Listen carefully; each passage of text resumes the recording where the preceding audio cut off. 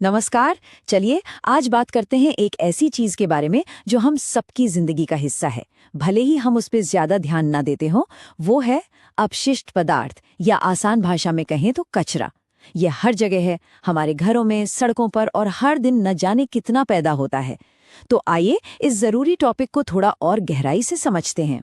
इससे पहले कि हम इसकी परिभाषा और प्रकारों पर जाएं, बस एक पल के लिए रुकिए और सोचिए, आज सुबह से लेकर अब तक ऐसी कौन कौन सी चीजें हैं जो कूड़ेबान में गईं? शायद सुबह की चाय का टी बैग हो, या नाश्ते के बाद दूध का खाली पैकेट, या हो सकता है कोई पुराना अखबार। ये छोटी छोटी चीजें ही हमें सीधे आज के विषय के दिल में ले आती हैं। तो जब हम इन फेंकी हुई चीजों के बारे में बात करते हैं, तो असल में हम किस चीज की बात कर रहे होते हैं? वैसे तो इसका एक टेक्निकल नाम है अपशिष्ट पदार्थ। चलिए इसकी सीधी सादी परिभाषा को समझते हैं।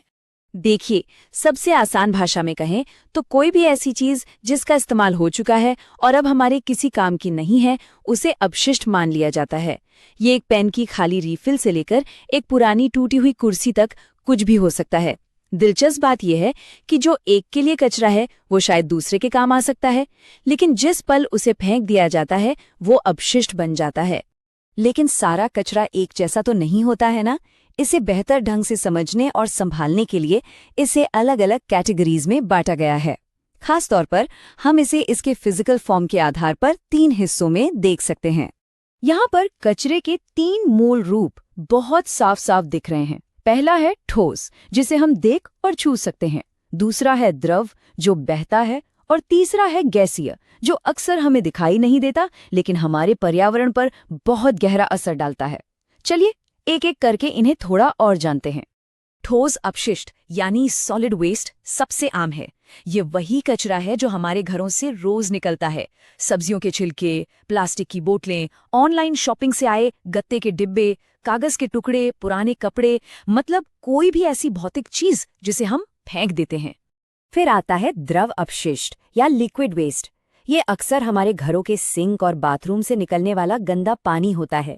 इसके अलावा फैक्ट्रियों से निकलने वाले केमिकल लिक्विड और तेल भी इसी कैटेगरी में आते हैं, और ये सीधे हमारे पानी के स्रोतों पर असर डाल सकता है। और आखिर में गैसीय अपशिष्ट।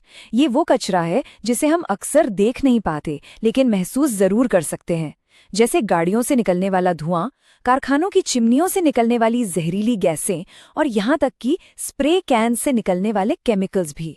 ये सब सीधे सीधे हमारी हवा की क्वालिटी खराब करते हैं। तो अब हम ये तो जान गए हैं कि कचरा क्या है और ये कितने तरह का होता है, लेकिन अगला सवाल ये है कि ये आता कहाँ से है।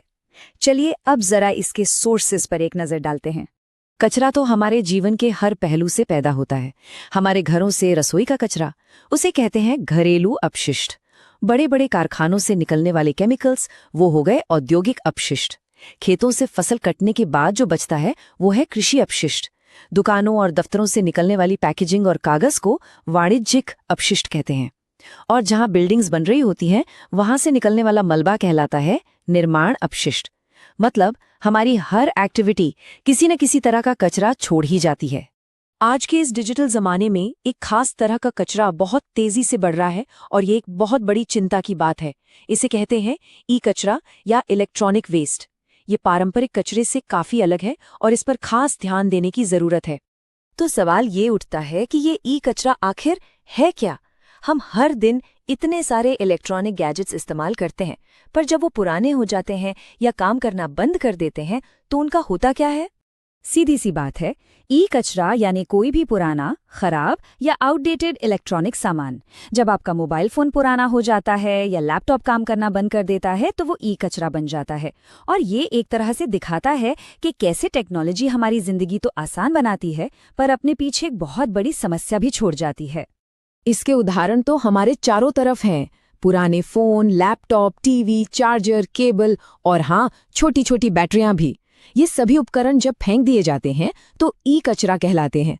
और इसमें दिक्कत यह है कि इनमें सीसा और पारे जैसे कई खतरनाक पदार्थ होते हैं जो अगर ठीक से हैंडल न किए जाएं तो पर्यावरण और हमारी सेहत दोनों के लिए बहुत हानिकारक हो सकते हैं।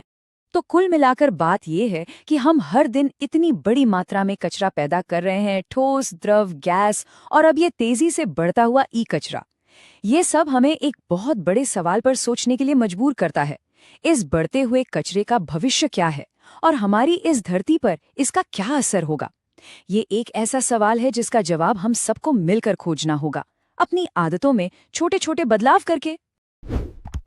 Like, subscribe, and share the channel.